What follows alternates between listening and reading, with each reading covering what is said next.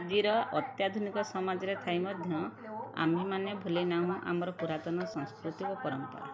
ସେଥିମଧ୍ୟରୁ ପାଲା ସଂସ୍କୃତି ଅନ୍ୟତମ। ସେଥିରେ ପୁରାଣ କଥା ସହିତ ହାସ୍ୟରସ ପରିବେଷଣ ହୁଏ।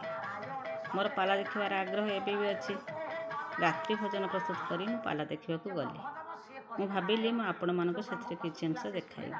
ଦେଖନ୍ତୁ, ଗ୍ରାମବାସୀମାନେ ରାତି 12ଟା 1ଟା ପର୍ଯ୍ୟନ୍ତ ବି ସେଠି ଉପସ୍ଥିତ ଅଛନ୍ତି। ଆମେ ମଧ୍ୟ ବହୁତ ରାତି ପର୍ଯ୍ୟନ୍ତ ରହିଥିଲୁ। ସେ ପାଲା ପରିବେଷଣ ବି ଭଲ କରୁଥିଲେ। ଆମେ ତାକୁ ଦେଖି ଫେରିଲୁ। ଆପଣମାନେ ଦେଖନ୍ତୁ ସେଥିରେ କିଛି